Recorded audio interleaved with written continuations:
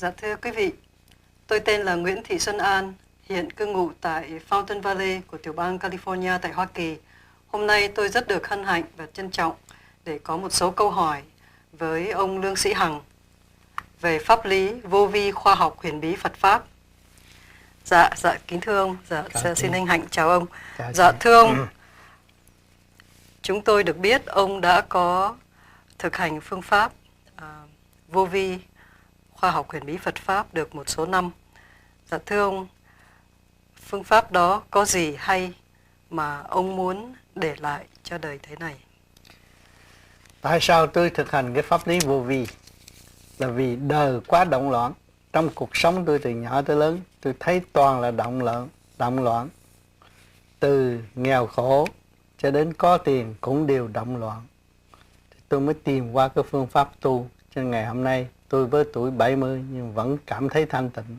Tôi thấy đây là món quà quý của nhân loại. Tôi muốn đem lại những cái dấu tích mà tôi đã được để cho mọi người kế tiếp được giải tỏa những sự phiền muộn sai quay trong nội tâm. Nếu họ chịu hành sẽ cứu rỗi được nhiều người kế tiếp.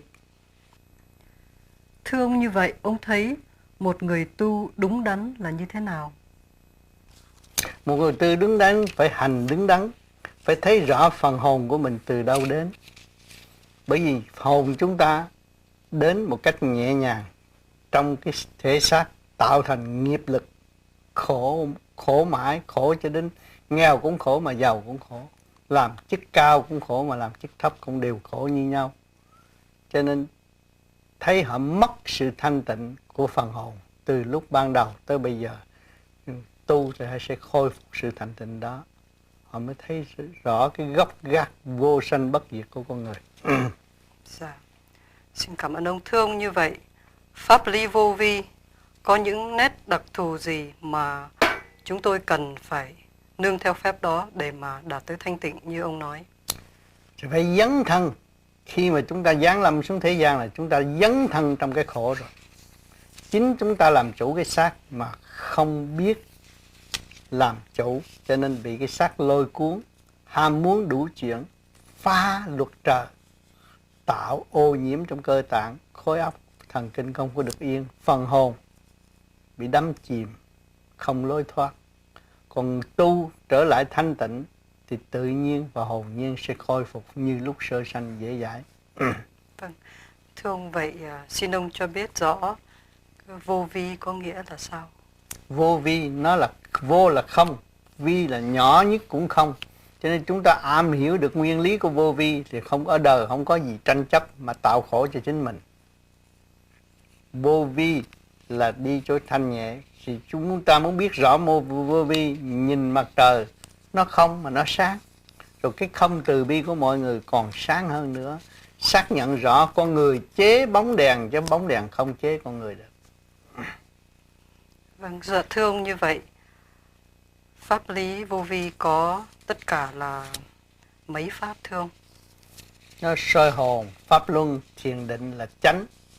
Còn những người mới tập vì đời quá động loạn cho nên dùng cái pháp soi hồn và chiếu minh để giải bớt độc tố trong người qua hơi thở, ổn định rồi mới hành được pháp lý vô vi là soi hồn, pháp luân, thiền định. Tiếp tục phát triển tâm thức. Dạ. Thưa ông, phương pháp soi hồn có cái tên rất là lạ. Chúng tôi cũng xin để ông minh giải cho chữ soi hồn. Soi có phải chăng là tìm hoặc là gom lại, và hồn có phải chăng là cái sự sáng suốt của ta? Vậy soi hồn phải chăng là một phương pháp để mà tìm gom lại cái sự sáng suốt của chính mình? Thưa ông, phải vậy? Soi hồn là chặn những cái thần kinh, bởi vì những thần kinh là do điển hoạt động. Mà luồng điển mà nó sai một chút là nó là đà, cho nên người đời hay thị phi nói chuyện người khác mà không lo cho chính mình. Soi hồn nó chấn chỉnh khối óc, ổn định, đi một đường lối thì lúc đó nó mới phát triển đi lên bên trên. Nó càng phát triển, chấn động nó càng nhanh, nó càng thanh tịnh và nhẹ nhàng hơn. Thưa ông, làm sao mà lại pháp đó lại có thể chấn chỉnh được khối óc của con người? Do công mình làm. Bởi vì cách hướng, con người mà ở đời cả ngày cứ thị phi chuyện người ta thì cái bộ óc nó bị lôi cuốn, bị trói buộc bởi ngoại cảnh, rồi đâm ra sợ sệt, ham sống sợ chết. Còn người thanh nhẹ, giải bỏ nghiệp tâm, không nghĩ chuyện người ta mà nghĩ sửa chuyện mình, chỉ có tiến không có lùi. Vâng, rất là hay.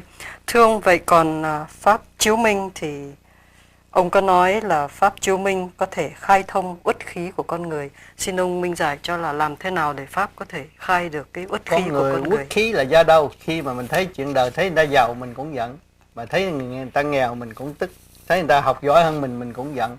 Đó là uất khí ở bên trong. Nó làm cho bộ gan hoặc sự vận hành máu huyết không có điều hòa.